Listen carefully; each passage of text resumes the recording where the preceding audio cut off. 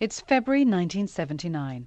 A specially chartered aeroplane takes off from Paris, bound for Tehran. On board is a man who will launch a revolution. This is the man they call the father of the revolution. And this is the moment that millions in Iran have been waiting for. After long years in exile, Ayatollah Khomeini is finally returning home.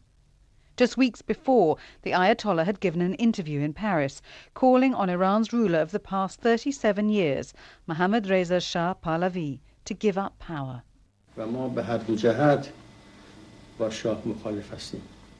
We are opposed to the Shah. He has both offended religion and betrayed his country during his rule. For this reason, all Iranians are against him.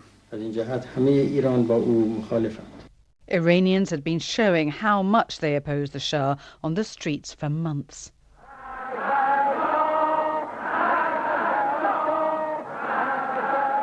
But still, the end came fast. On January the 16th, the Shah flew out of Iran for the last time.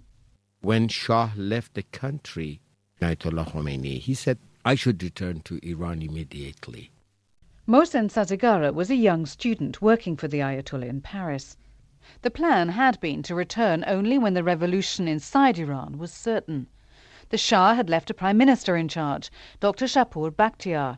Mohsen was worried about what he would do if Ayatollah Khomeini went back. I remember one night we had a tough discussion with him that it might be dangerous. Bakhtiar is still powerful enough to arrest Ayatollah if he goes back to Iran, or we don't know what will happen. But the Ayatollah would not be deterred. In the early hours of February the 1st, he and his supporters, accompanied by a group of Western journalists, were on board an Air France jumbo jet bound for Tehran. In the aeroplane, all the night I was awake. It was wonderful for me that he said to his son, who sat down beside to him, that the name of his son was Ahmad, said that, Ahmad, watch that our passports not to be lost. When I heard that sentence, I said to myself that Ayatollah Khomeini has still has no feeling that he will be the leader of the country. I think that none of us, of course, had the experience of a revolution and, taking over a country. But that was what they were about to do. First, though, they had to land. When it reached Tehran, the plane circled over the city for 20 minutes. On board, it seemed an eternity. Would they be allowed to land? But at last the moment came that they'd all been waiting for. After his long years in exile, the first hesitant steps of Ayatollah Khomeini on Iranian soil.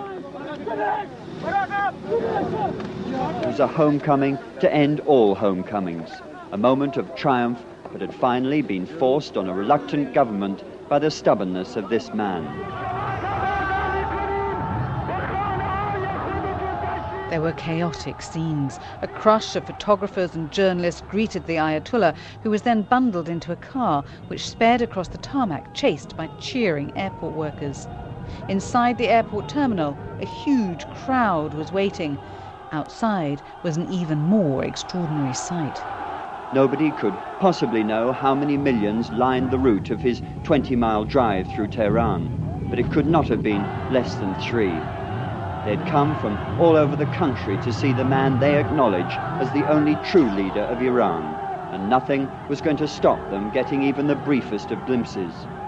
Ayatollah Khomeini was being taken to the main cemetery in Tehran, where he was due to give his victory speech. Mohsen Sazegara was following behind. I was supposed to be with the journalists with some minibuses to follow the Ayatollah to the cemetery, but it didn't work, because millions of people were waiting for him, and people came to the street behind his car, and there was no way for the other cars to follow him. When you saw the sea of people who had come out to welcome him, did it surprise you? We expected millions of people. I remember that I said to some journalists that about 5 million people, maybe I was exaggerating, but frankly speaking, whenever I see the excitement of the people, especially when there are millions of people, I can't keep myself. I start to cry. This is what happened for me on that day too. Nobody noticed, but some people were crying. Some people were kissing each other and say congratulations. And I started to cry in that minibus as well. In the end, there were so many people that the vehicles had to be abandoned. The Ayatollah was helicoptered to the cemetery instead. As for Mohsen and the journalists, they gave up. The journalists headed for their hotels and offices, and Mohsen decided to go home. My father was alone in the house. Everybody, my mother, my sisters, my brothers, they went out to join the other people to say welcome to Ayatollah. So my father was alone. And he didn't agree the years before that. He didn't like me to be a political activist.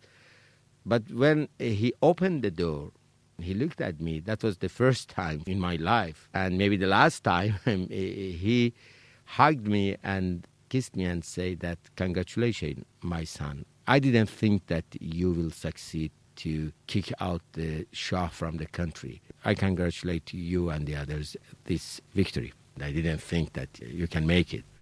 For 23-year-old Mohsen, it was a proud moment. But the work was not over. The revolution wasn't yet won. The possibility of bloodshed was in our minds. But first of all, I was very busy on those days. Lots of jobs we had to do. That was first time in my life that you should answer to the thousands of people, because the government of Bakhtiyar was not able to control the country. There was no police, strikes all around the country. Gradually, I felt on those days that we are going to be involved in running a country. 4 days after returning to Iran, Ayatollah Khomeini appointed his own prime minister. Local revolutionary committees were set up. Iran had 2 centres of authority. It wasn't until the 10th of February that the endgame finally came. Prime Minister Bakhtiar had ordered a curfew. Khomeini said it should be ignored. Millions went onto the streets. They started to attack 2 police stations. And all that night, that long night, I can say, I was awake. Sometimes I went to the streets to watch the scenes. People started to attack not only to police stations but to garrisons, took the guns out of the military bases. The next morning, the Imperial Guard sent tanks onto the streets. The day of the revolution had come. In a day-long orgy of violence, the people seized control from the Shah's government and all it stood for. Army barracks were plundered and guns distributed almost like confetti.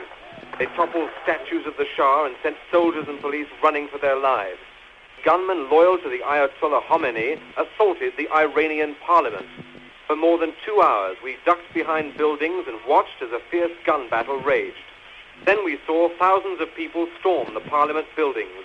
They did a war dance under the chandeliers, ripped up photographs of the Shah, smashed bottles of liquor, and tore up magazine photographs of nude women. In one fell swoop, it seemed, Iran had become an Islamic Republic. Mohsen Sazegara held several senior government positions in that new Islamic Republic. But after Ayatollah Khomeini died in 1989, he became increasingly disillusioned.